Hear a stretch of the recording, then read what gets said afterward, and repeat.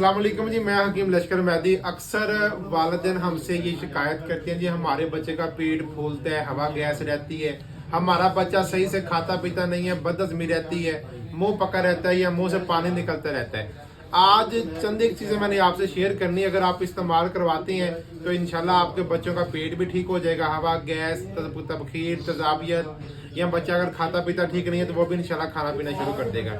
एक तो पंसारी की दुकान से अर्क चहार मिलते हैं, इसको चोर का भी कहते हैं, चो अर्का अर्क चार अर्क मैदा भी हमारी जुबान में कहते हैं। ठीक है, ये आप बच्चों को एक एक चम्मच 3 टाइम पिला सकती हैं।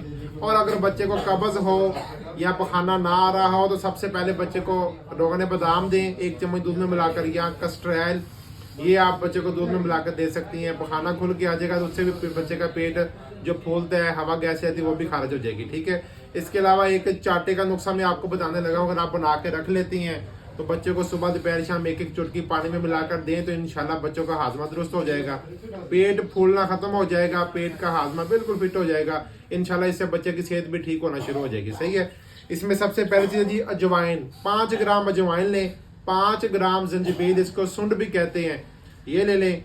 और जो खाने वाला नमक है वो आपने इससे आधी मिकदार में डालना है। ठीक है ना, एक एक चुटकी बच्चे को पानी में मिलाकर दें, इंशाल्लाह हाजमा दुरुस्त हो जाएगा, बच्चे का खाया पिया हजम भी होगा और उसके लगेगा भी सही वजूद को। ठीक है, ऐसी इन्फॉर्मेटिव वीडियो के लिए आप मुझे फॉलो कर सकते हैं और लाइक कर सकते हैं वीडियो को। बहुत शुक्रिया। अल्लाह।